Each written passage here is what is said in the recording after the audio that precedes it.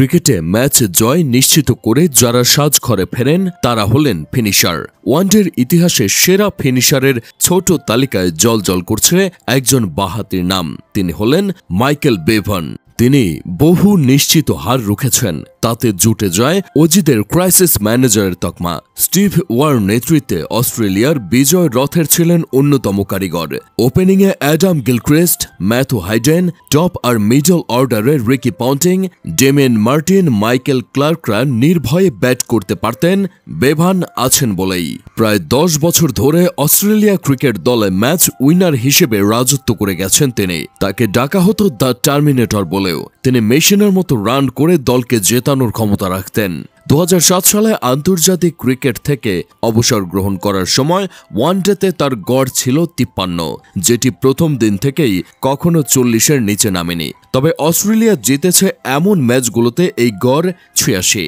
196 ইনিংসে 67 বারই বেভান ছিলেন অপরাজিত। রান করেছেন 6912। 46টি হাফ সেঞ্চুরির পাশাপাশি আছে 6টি সেঞ্চুরি। তার অন্যতম সেরা ইনিংস 1996 সালে সিডনি ক্রিকেট গ্রাউন্ডে ওয়েস্ট ইন্ডিজের বিপক্ষে।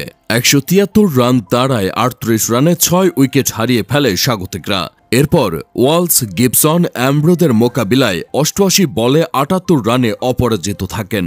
শেষ বলে দরকার ছিল 4 রান, সেটিও নিশ্চিত করেন বেভানি। 1996 ও 99 বিশ্বকাপের সেমিফাইনালে তিনি খেলেন 69 ও 65 রানের মূল্যবান দুটো ইনিংস।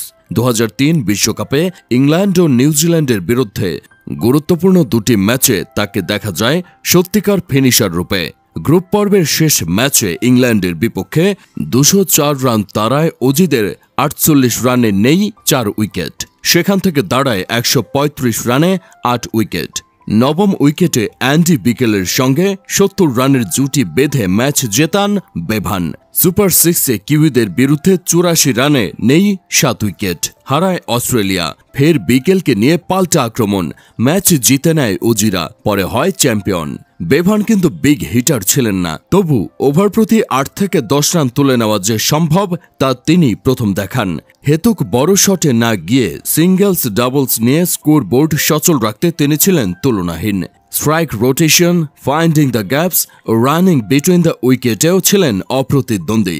প্রয়োজন বুঝে ক্যালকুলেটিভ রিস্ক নিয়ে নিয়ন্ত্রণে রাখতেন আস্কিং রেট।